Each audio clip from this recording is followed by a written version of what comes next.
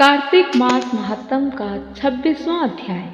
नारद जी बोले, इस प्रकार विष्णु पार्षदों के वचन सुनकर धर्मदत्त ने पूछा, हे पार्षदों, कृपया पूर्वक आप हमें तुलसी की महिमा बताने की कृपा करें। दोनों पार्षद अपने पूर्व जन्म की कथा कहने लगे।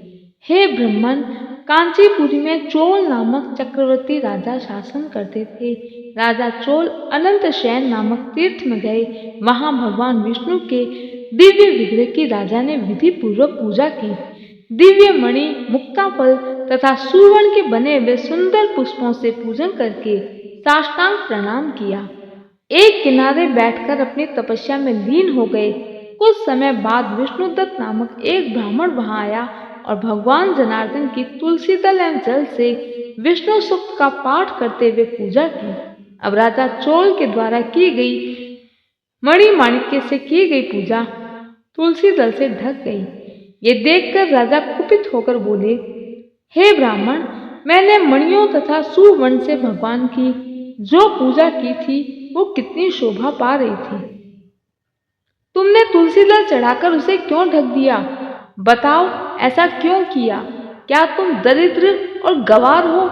राजा की ये बात सुनकर द्विज श्रेष्ठ विष्णुदास ने कहा, राजन, आपको ना तो भक्ति का मालूम है, ना तुलसी की महिमा का। केवल राज लक्ष्मी के कारण आप घमंड कर रहे हैं। तब निर्श्रेष्ठ चोल ने हंसते हुए कहा, अरे निर्धन ब्राह्मण, मैं राजा हूँ, मेरे पास धन वैभव है, मैंने अनेक यज्ञ किए हैं, अब क्या तुम मुझे पूजा की विधि समझाओगे?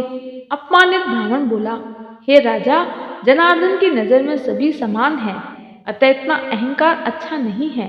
तब राजा चोल ने कहा, अपनी भक्ति का इतना गर्व है तो सुन ले, भगवान विष्णु के दर्शन निश्चित करेंगे कौन सबसे बड़ा है। ऐसा कहकर वह दोनों अपने अपने स्थान को चले गए। और एक दिन राजा चोल ने महर्षि मुद्गल को आचार्य बनाकर वैष्णव यज्ञ आरंभ किया।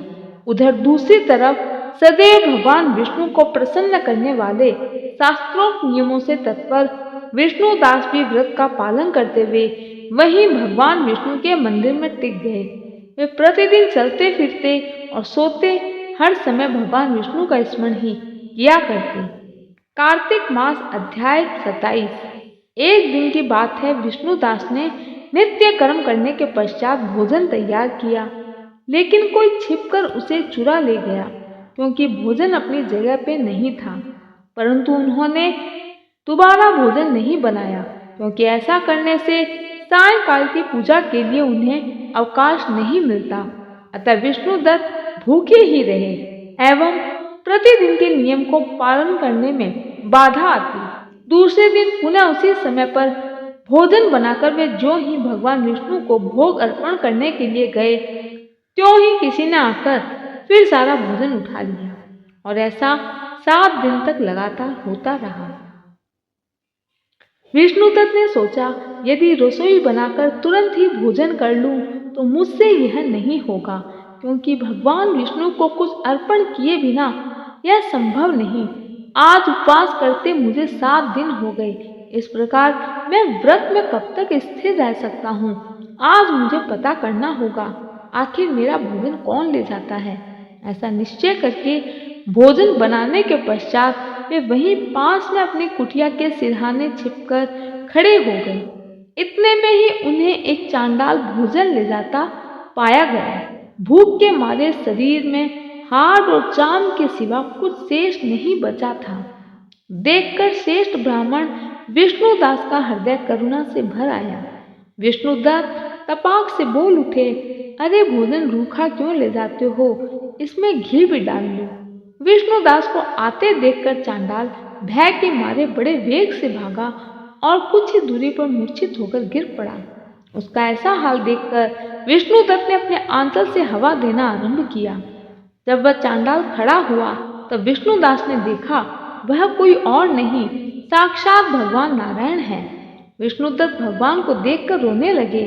तब भगवान ने सात्विक व्रत का पालन करने वाले अपने भक्त विष्णुदास को छाती से लगा लिया और उन्हें अपने जैसा रूप देकर वैकुंठ धाम को ले चले। विमान में बैठा देखकर राजा चोल की दृष्टि जब पड़ी तो वे हैरान हो गए। राजा चोल ने मुनि से पूछा, मुनिवर आखिर क्या कारण है? मैं भी यज्ञ किया, तपस्या किया, फिर प्रभु मुझ पर प्रसन्न क्यों नहीं हुए? हे मुनिवर, मेरी सेवा में कहाँ कमी रह गई थी? राजा चोल के ऐसे करुणा में वचन सुनकर मुनिवर ने कहा, प्रभु केवल दान यज्ञ से प्रसन्न नहीं होते हैं। विष्णुदास को केवल भक्ति के कारण ही श्री हरि ने प्रत्यक्ष दर्शन दिए। भक्ति ही प्रधान कारण है। मुनि के ऐसे वचन सुनकर राजा ने पुत्र न होने के कारण तुरंत ही अपने राज्य को अपने भांजे को सौंपकर यज्ञ कुंड के सामने खड़े होकर भगवान विष्णु को संबोधित करते हुए 3 बार उच्च स्वर में निम्नांकित वचन बोले। भगवान विष्णु, आप मुझे मन, वाणी और शरीर और क्रिया के द्वारा होने वाली अविचल भक्ति प्रदान करें। ऐसा कहकर वे सबके देखते देखते अग्नि कुंड में कूद पड़े। बस उसी क्षण भक्त वत्सल भगवान विष्णु अग्नि कुंड में प्रकट हो गए। उन्होंने राजा को छाती से लगाकर एक श्रेष्ठ विमान में बिठाया और उन्हें अपने साथ लेकर वैकुंठ धाम को प्रस्थान किया और अपने अगले जन्म में भगवान नारायण के दोनों पार्षद बनकर आए। कार्तिक मास अध्याय 28। धर्मदत्त ने पूछा, मैंने सुना है जय और विजय भी भगवान विष्णु के द्वारपाल है। उन्होंने पूर्व जन्म में ऐसा कौन सा पुण्य किया कि वे वैकुंठ धाम के द्वारपाल हुए? दोनों पार्षदों ने कहा, ब्राह्मण पूर्व काल में तृणबिंदु की कन्या देवहूति के गर्भ से महर्षि कदम की दृष्टि मात्र से 2 पुत्र उत्पन्न हुए। उनमें से बड़े का नाम जय और छोटे का नाम विजय हुआ।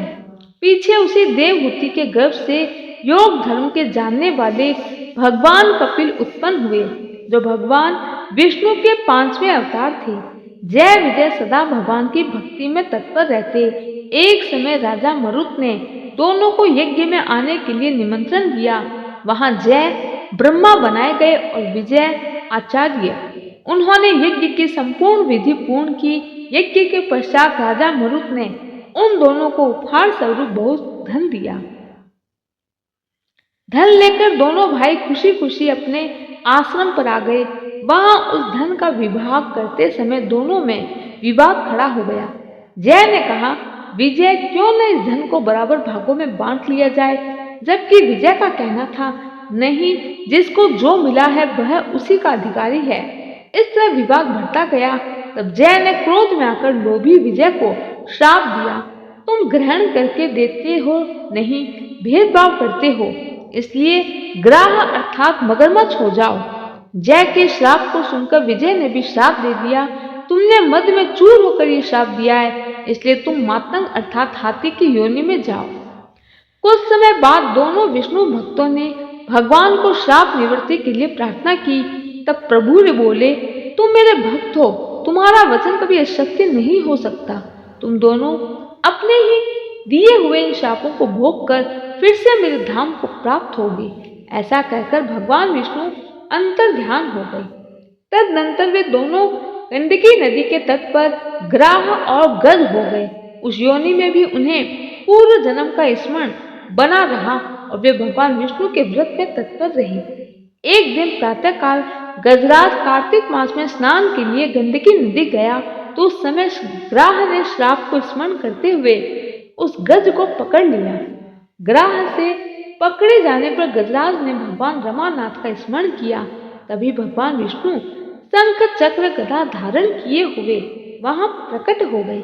उन्होंने चक्र चलाकर ग्राह और गजराज का उद्धार किया और उन्हें अपने जैसा रूप देकर वैकुंठ धाम को ले गए। तब से वह स्थान हरि क्षेत्र के नाम से प्रसिद्ध है। इस तरह धर्मदत्त ने कलह का उद्धार करके और देहावसान के बाद उन्होंने अपनी दोनों स्त्रियों के साथ वैकुंठ धाम को प्राप्त कर लिया। इस प्राचीन इतिहास को जो सुनता है, सुनाता है, वह जगत गुरु भगवान की कृपा से उसका सानिध्य प्राप्त कराने वाली उत्तम गति को प्राप्त करता है। जय श्री कृष्ण।